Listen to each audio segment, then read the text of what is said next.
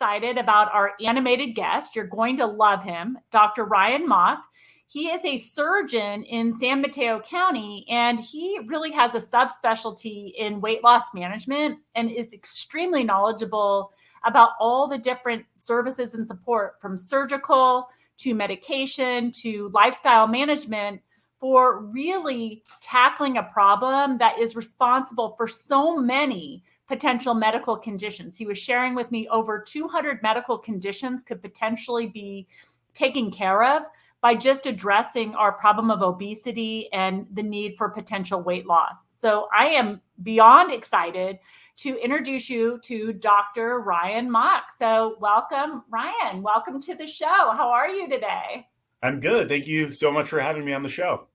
Yeah, well, you're joining us. We're going to be going on our podcast channel, and we'll also be live on YouTube. And so people will have the opportunity to share the information they learn from you and potentially bring even additional patients to the practice who really are interested in such a hot topic, right? Just everybody is working and trying to figure things out. And I got to meet you because I work through Brown and Tolan Medical Group with a lot of the doctors. You're a Dignity physician, and Dignity doctors are also part of this broader Brown and Tolan network and working with Medicare Advantage plans. And certainly you take Medicare patients and supplementals. So I'm just excited to bring you and your information to our community. So tell me about yourself. Tell me about your background. Sure. So I grew up on the East Coast, and I'm a general surgeon. I did my residency training in Boston and then moved to the West Coast and San Francisco for my fellowship in bariatric surgery and minimally invasive surgery at UCSF. And then following my fellowship, I began working at Dignity Health, and also around that time became more interested in comprehensive obesity care and became certified in obesity medicine. And that allows me to kind of provide many different treatment options, which I'm sure we'll talk about for my patients with obesity. Right. And I mean, everybody's talking about the different medications. I mean, this is just the hottest topic in healthcare right now. Everywhere I go, everybody's talking about it. But just in your work, I mean, I think about being a general surgeon, right? You know, there's so many ways you can go and so many passions and things you can follow in terms of sort of subspecialty, so to speak. Why the passion for this? What drove you to get involved in this? What got you so excited about it? Yeah, so I actually never thought I was going to be a surgeon. In medical school, I was interested in a lot of different things, but when I was on my surgical rotation, I actually rotated through bariatric surgery and was blown away by the impact that bariatric surgeons have on patients' lives. And like you mentioned, many different medical illnesses are caused or affected by obesity. And it was amazing to see those patients come back to the bariatric clinic and just be feeling better, have less medications, have a lot of other medical problems improved. And then, you know, just seeing the surgeries that did that, I was really interested in the technical aspect as well. Right. So all of those things combined initially made me interested in both bariatric surgery as well as just general surgery. And then during residency, that interest grew, and I started doing some research into bariatric surgery and obesity. And again, just really enjoyed doing those kinds of operations. So I decided to continue that after residency and the fellowship training. Right. So it sounds like it satisfied that technical interest, but then you also got to see this great outcome for your patients. And I can't imagine, you know, a more dramatic before and after effect as a surgeon to see somebody's life change so significantly by what you're doing. So that's just incredible work. And it's so important. And when we think about the options, I mean, I know nowadays, like there's a big range, right? There's the sort of minimally invasive surgeries. There's the medication route, which is becoming really popular, sort of the talk of the town, sort of the Hollywood kind of mantra of everything going on with weight loss. And then, of course, lifestyle changes, which has been around forever, but the hardest part sometimes for people to do, and combining that with everything else. Tell me a little bit, I feel like, you know, if we were talking about this 20 years ago, everybody would be talking about the surgical parts, right? But now the medications are becoming more of a talk of the town and some other things. So tell me about the various options for bariatric patients. Take me through maybe all three, and how do you figure out what works for each patient? How do you follow that model? Yeah. So, like I said before, I really try to do a comprehensive approach for obesity. And, a lot of people do think that this is kind of a dichotomous choice, like you have to do surgery or medicine or lifestyle choices. But in actuality, it's really a combination of all of those things. And that's, really the best approach. So when I see a patient, we do an initial intake and we kind of go through a lot of different things related to nutrition, physical activity, sleep, stress, and then again, kind of talk about different treatment options, including medications and surgery. So really for all patients, nutrition and physical activity, sleep and stress is kind of the backbone. And then medications and surgery are the adjuncts to that. Right. Yeah, it's not with either surgery or medications that those things alone are going to be the magic fix. It's really kind of that comprehensive approach that is important for patients. Right. And do you manage all of that yourself, Dr. Mock? I mean, you're doing all that consult, the whole process with patients, or do you bring in other specialists to assist with this? It's a combination of both. So, for things, if patients have issues with sleep, a lot of times I will refer them to a sleep medicine physician for, just basic things. I do that counseling with them. I almost always will recommend seeing a dietitian as well. When I see patients, we talk more generally about nutrition, but dietitians are great at coming up with more specifics and meal programs and things like that, and giving more comprehensive education for patients. Right. So almost all my patients are referred to a dietitian. And then, depending on their individual needs, we kind of figure out other referrals. And a lot of times I'll send patients to physical therapy if they have any musculoskeletal limitations. And oftentimes that helps them kind of get started with some activity. And just depending on their needs, we'll send them to other providers as well. But it is good to have that kind of central approach, trying to figure out who's the best clinicians to see them. Right. It seems like, in a sense, like you work as a quarterback to a degree for their program, for their weight loss program. And I feel like, just in talking to you, I feel like that's kind of a unicorn for a surgeon, right? I feel like a lot of surgeons, they do surgery. There's not a lot of conversation about it. And I feel like that it's unique and special for you. So it sounds like you must spend a lot of time with your patients, really, to kind of do this end-to-end consult. Tell me a little bit about that and how many patients you can see and how you manage all of this. Yeah, so definitely I would say my practice is a little bit different than most general surgeons. But, like I said before, it was really important to me to be able to offer comprehensive care for obesity and not just offer bariatric surgery. Right. Because, I think bariatric surgery is a great treatment option for a lot of people, but there's a lot of other options as well. And even doing that combination is really important. So being able to kind of provide each of those aspects is really the best way, in my opinion, to treat obesity.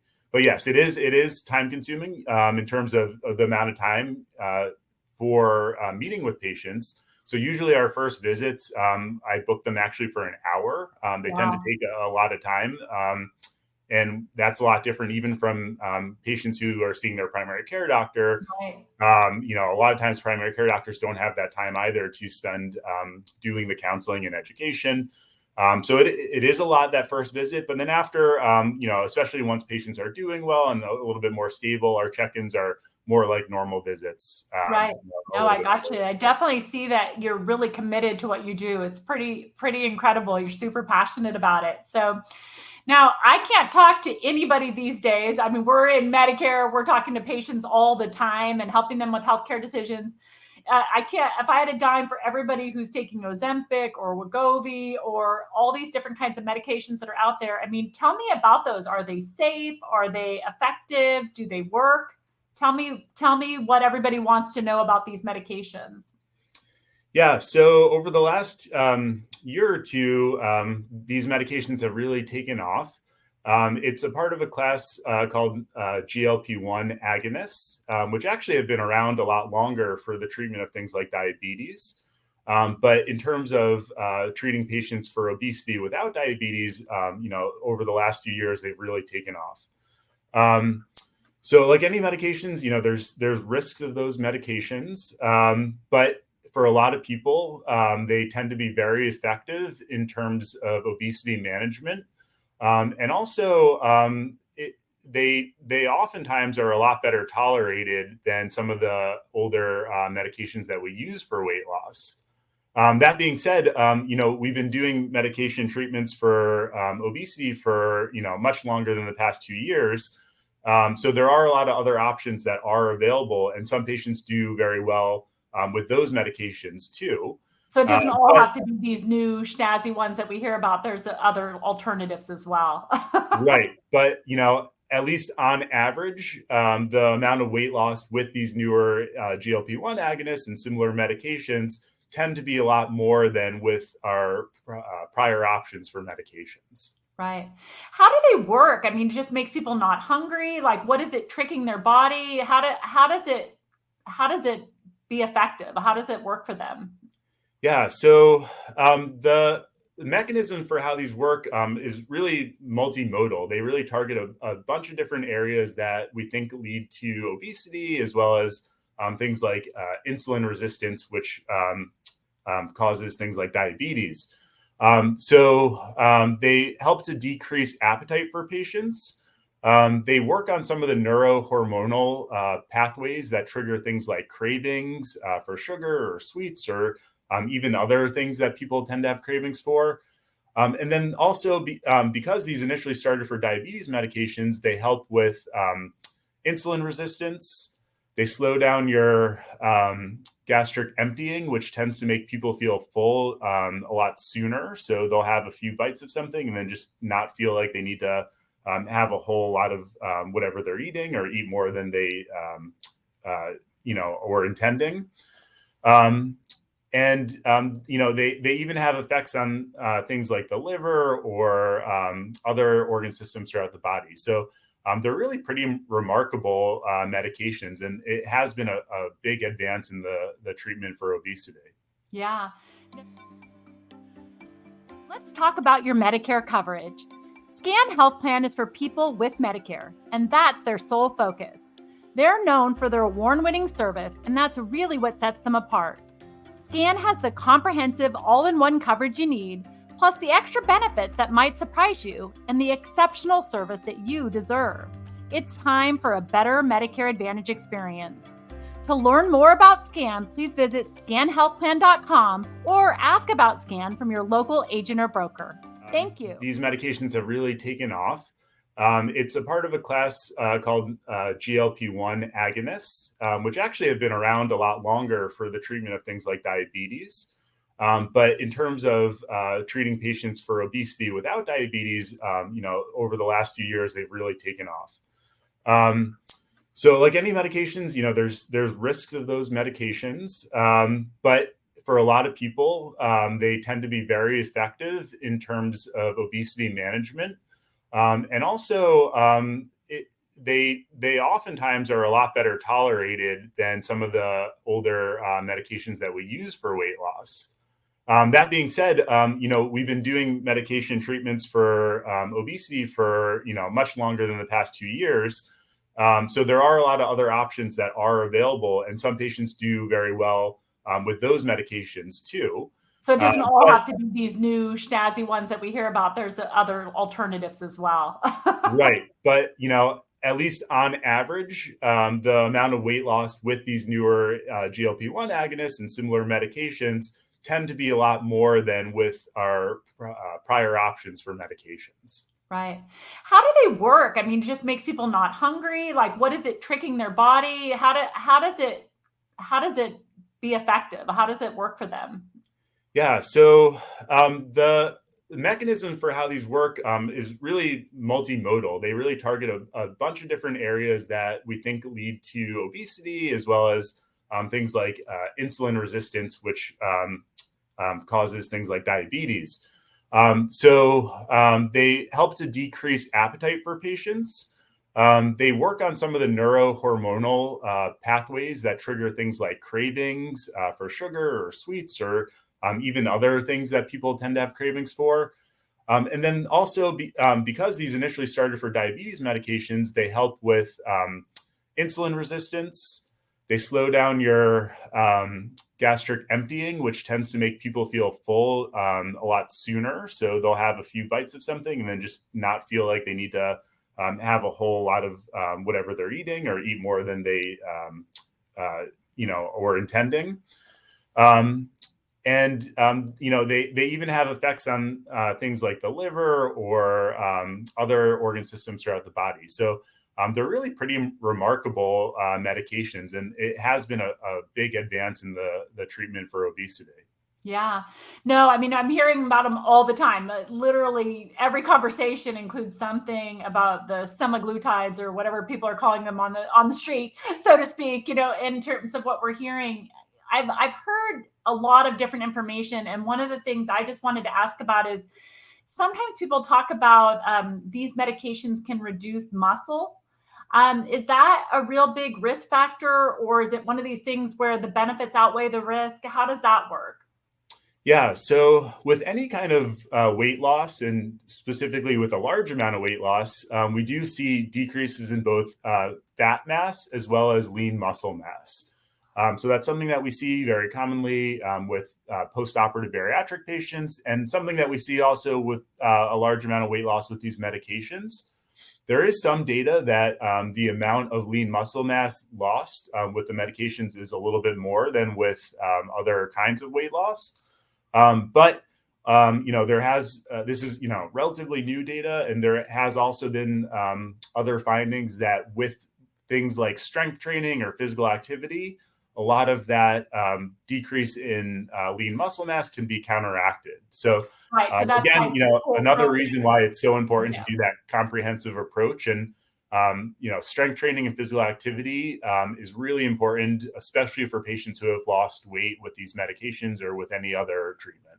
Right. So pairing it up, and that sort of surround strategy of everything really ties together there. That makes a lot of sense. So a lot of times, I mean, I don't think that these medications are really designed for just the average person's diet, right? This is a more serious problem of obesity, but of course it's just a trend that people are wanting to take these medications. But when you're truly talking about obesity, I mean, one of the things that you and I had talked about, and I'm just curious, is what is the deal with getting off of the medications, right? Because it just seems like if you stop taking it, you're just going to gain the weight back, right? Just like any other diet, you stop dieting and the weight comes back on. So how would you speak to that? I mean, is it you take some sort of maintenance strength, or how does that kind of work?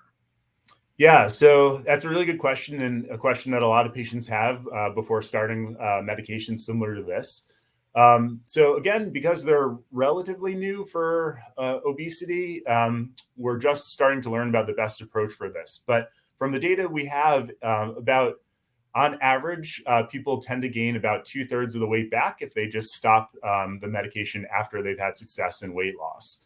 But I always tell patients that, this, like any other chronic illness, is something that we think of needing chronic treatment for. So if you have high blood pressure and you're taking a medication that is controlling your blood pressure well, and you're not having side effects, oftentimes we'll leave you on that medication for maintenance, and maybe try to go down on the dose depending on how things are going. But like any other chronic illness, we think of obesity treatment in the same way, that you do need some kind of maintenance medication once you've lost weight and it's been effective for you. Right. It's just like any other condition, and high blood pressure, same kind of vein, right? You're going to have to keep taking that medication, even if you've complemented it with lifestyle changes and those types of things. That makes a lot of sense. Yeah. But that being said, we're still learning a lot about the best approach when people have been successful and are at a normal body weight after taking a medication like this. So I always tell patients, I think it's reasonable to, first try to titrate down and see how things go. If they're able to, maintain that weight, then, it's possible that we do come off those medications, but typically it requires chronic treatment. And I always tell people that there's not necessarily a harm in coming off the medications or withdrawal or anything like that. It's just the risk of gaining the weight back or having, the same issues of obesity of not being treated, essentially. Right. Absolutely. So tell me a little bit, Dr. Mock, how do you get your patients? Are they typically on referral from other physicians? How are you out there gaining new patients? Yeah, so mostly on referrals. So I'm lucky to work with some great primary care physicians within my office through Dignity Health. So most of my referrals come from them, but I also work really closely with gastroenterologists, orthopedic surgeons, because there's such a wide range of conditions that are affected by obesity that a lot of the referrals come from different specialists as well. Like I said, the orthopedic surgeon is one of my biggest referrals because he sees so many patients with joint pain and all sorts of musculoskeletal issues from obesity chronically. And before doing surgery, oftentimes he'll refer them to me to see if that either improves or can make the surgery safer for them. So, And more successful. Yeah. yeah. And so really, No. I get referrals mainly from the primary care doctors, but also a lot of other specialists too. Yeah.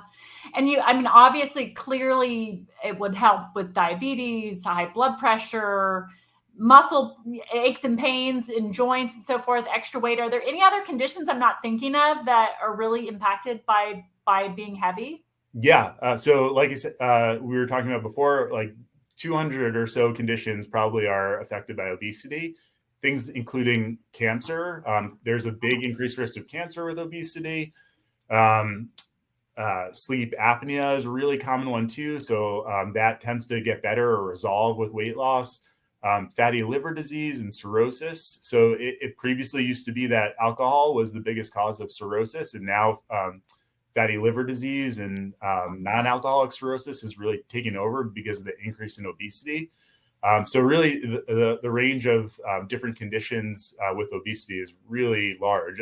I've had patients with the different kind of neurologic conditions sometimes that improve with obesity, something called normal pressure hydrocephalus, and different varieties of headaches that get better with obesity. So really lots of different conditions. Right. It's incredible. The work you're doing is so incredible because it's just so high impact to so many people, especially obesity is just an epidemic, right? So many people are suffering from it and you're just doing such amazing work. So tell me how the insurances are working with this. So we work a lot with Medicare beneficiaries. Some are on original Medicare and supplementals. Some are on Medicare Advantage plans that work through the Brown and Toland and the Dignity Network of doctors. Are the insurance companies coming around to pay for these treatments? What are you seeing in terms of Medicare patients and gaining coverage for these services? Yeah, so unfortunately, that's one of the biggest issues for care of obesity patients, that every insurance plan is very different in terms of coverage. It's my opinion that it's really, unfortunately, pretty discriminatory. We don't do that with many other illnesses where insurances just say, oh, no, we don't cover treating this.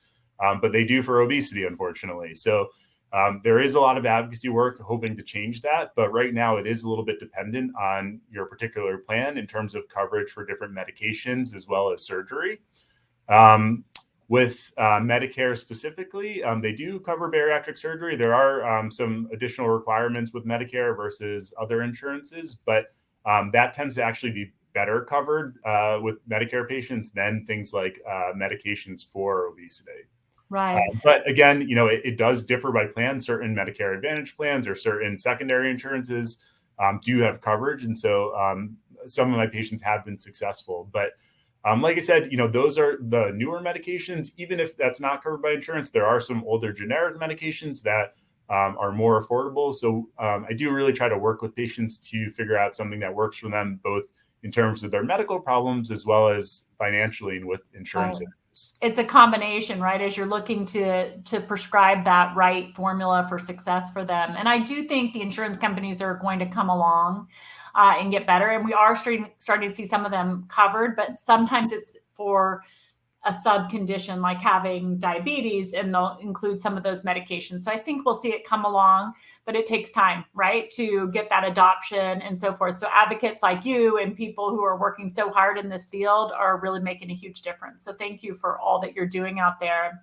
You're welcome. Yeah, and actually, there just within the last few weeks, there was a pretty big study that came out that showed with these newer medications a big decrease in cardiovascular mortality.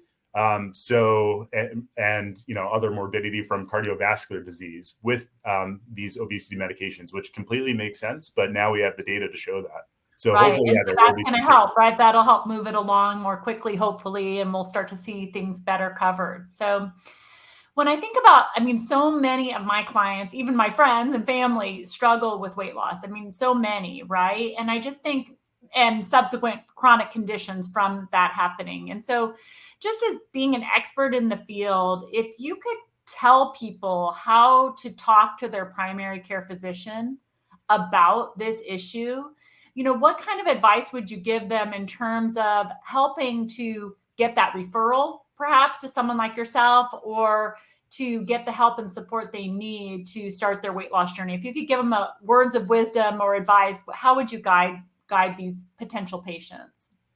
Yeah. So, I think the first thing is really just getting help. So a lot of people think, oh, I'm just going to do this by myself. I'm going to try diet and exercise and I could do this by myself. And they think that there's something inherently wrong with them, that it's a willpower issue, it's a behavioral issue.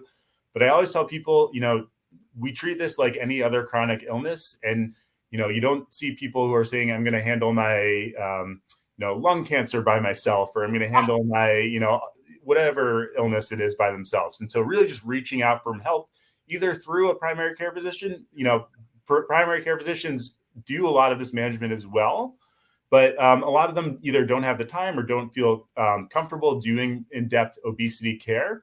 So just asking for a referral to an obesity medicine provider, even looking, having patients look themselves in different databases through different obesity medicine associations, can find different providers in their area that are certified in obesity medicine or bariatric surgery, and, requesting a referral to go see them.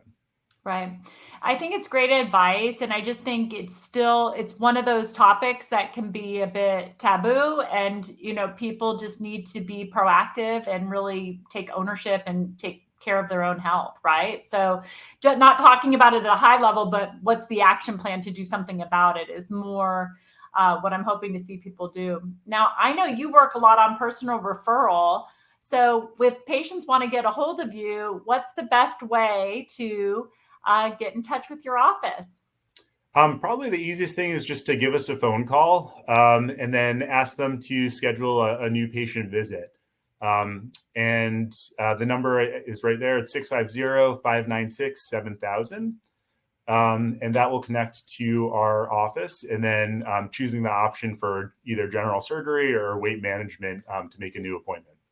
Sounds amazing. So just for everybody out there, Dr. Macht is located in San Mateo County, I believe in Belmont, right? Down in that area, and works with a wonderful team. You can call the phone number 650-596, and then it's 7,000, and just call for that consult, just like Dr. Macht is saying. And just in meeting you, your passion for what you do and how you work with patients, it's super inspiring. I was very excited to interview you today. And I just want to thank you so much for coming on, and wish you well as you continue in your practice of helping patients and really creating what I consider a huge legacy, because this is just the top issue that seems to be out there, and all the work you're doing just helps so many conditions, right? And just really improves outcomes. So just thank you so much for all that you do. And thanks for joining today. I really appreciate it.